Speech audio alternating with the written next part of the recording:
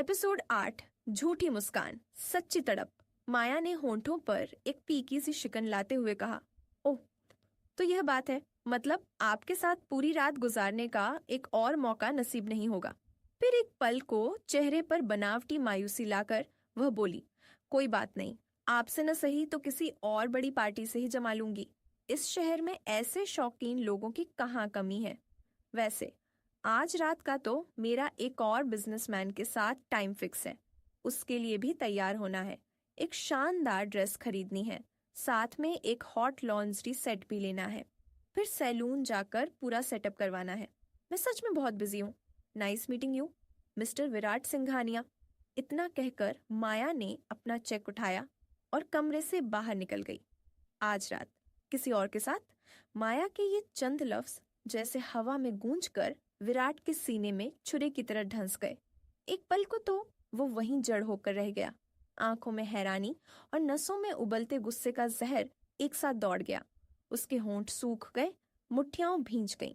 फिर अचानक एक तल्ख सी हंसी उसके गले से निकली और उसने तपाक से कहा, मुझे क्या, भले ही वो पूरी बस्ती के साथ रात गुजारे मेरी बला से, मुझे कोई फर्क नहीं पड़ता। मगर आवाज में जितनी बेपरवाही थी, आंखों के कोर उतना ही भीग चुके थे। क्लब से बाहर आते ही विराट बिना रुके सीधे ऑफिस चला जाता है। माया भी वहां से निकलकर तुरंत हॉस्पिटल पहुंचती है। उसका फोन खोलते ही नजर जाती है, स्क्रीन पर ढेरों मिस्ड कॉल्स की भीड़ जमा थी, मानो कोई बेचैनी से बस उसी की राह देख रहा हो। माया ने जैसे ही केबिन का दरवाजा धीरे से खोला, उसे डॉक्टर साहब अपनी कुर्सी पर कुछ झुके हुए, शायद किसी फाइल में उलझे हुए दिखे। लकड़ी की मेज पर बिखरे कागजों के बीच से जब उन्होंने सिर उठाकर माया को देखा तो पहले एक पल को चुप रहे, फिर उनके चेहरे पर राहत और हल्की झुंझलाहट एक साथ उभर आई। वह पीछे की ओर झुके, एक लंबी सांस छोड़ी और बोले, अरे आप आ गई। हमने तो आपको न जाने कितनी बार फोन किया, आपने हमारा एक भी कॉल नहीं उठाया। माया ने हड़बड़ाकर डॉक्टर से माफी मांगी। उसकी आवाज में हल्की कंपी थी। माफ कीजिएगा डॉक्टर, मैं एक जरूरी काम में उलझ गई थी। डॉक्टर, वो कैसे हैं? वो ठीक तो है ना? डॉक्टर ने माया को समझाते हुए कहा, रात में अचानक इनकी तबीयत बहुत ज्यादा बिगड़ गई थी। ये बार बार आपको ही बुला रहे थे, इसीलिए हमें आपको इतनी बार फोन करना पड़ा। डॉक्टर के शब्द सुनते ही माया की छाती में एक जोरदार धमक उठी और जैसे उसका दिल एक क्षण को थम सा गया। उसकी आवाज कांपने लगी। डॉक्टर, वो अब कैसे हैं? डॉक्टर ने आगे बढ़कर उसके कंधे पर सुकून भरा हाथ रखा और धीमे लेकिन पूरे भरोसे के साथ बोले, बिल्कुल चिंता मत करो, अब वह खतरे से बाहर है। डॉक्टर का यह कहना सुनकर कि इलाज शुरू किया जा सकता है, माया को जैसे कुछ देर के लिए सांस लेने की जगह मिल गई। फिर डॉक्टर ने उसकी ओर देखा और शांत किंतु साफ शब्दों में बोले, कीमोथेरेपी शुरू करनी है, लेकिन स्थिति बहुत गंभीर है। वह कैंसर की आखिरी स्टेज में है। मैं तुम्हें कोई झूठी तसल्ली नहीं दूंगा। सच यही है कि उनके बचने की उम्मीद बहुत कम है। क्या तुम पूरी तरह आश्वस्त हो कि इस एक उम्मीद पर तुम अपनी जमा पूंजी लगा देना चाहती हो? यह सुनते ही माया की पलकें भीग गईं। उसने रूंधे गले से कहा, डॉक्टर साहब, आप ऐसा क्यों बोल रहे हैं? उनके सिवा इस दुनिया में मेरा अपना कोई नहीं है। मैं उन्हें खोना नहीं चाहती। डॉक्टर ने सांत्वना भरे स्वर में उसे टटोला। मैं तुम्हारी स्थिति समझता हूँ। हिम्मत रखो और ईश्वर पर आस्था बनाए रखो। अब उनकी कीमोथेरेपी का वक्त आ गया है। इसके बाद कुछ दवाइयां हैं जो बेहद कीमती हैं। मैं उम्मीद करता हूँ कि तुम उनका खर्च उठा सकोगी। माया ने एक गहरी सांस भरी और हल्के से सिर हिलाते हुए बोली, डॉक्टर साहब, कोई चिंता नहीं, आप बस इलाज शुरू कीजिए, खर्च का इंतजाम मैं कर लूंगी। उसकी बात सुनकर डॉक्टर ने धीमी सी मुस्कान के साथ चुपचाप अपना सिर हिला दिया।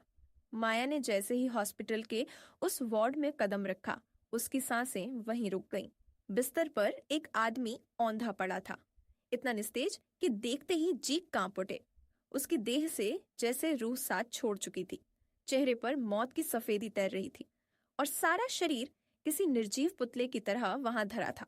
उस बेजान से चेहरे को देख माया की रूह तक छलनी हो गई, क्योंकि वह कोई पराया शख्स नहीं, उसका अपना बाबू था, हड्डियां चाटती कैंसर जैसी लाइलाज बीमारी से जूझता, धीरे धीरे बुझता हुआ।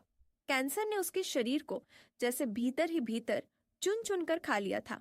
हड्डियों का ढांचा बाकी था, बस सांसों की एक पतली डोर उसे दुनिया से बांधे हुए थी।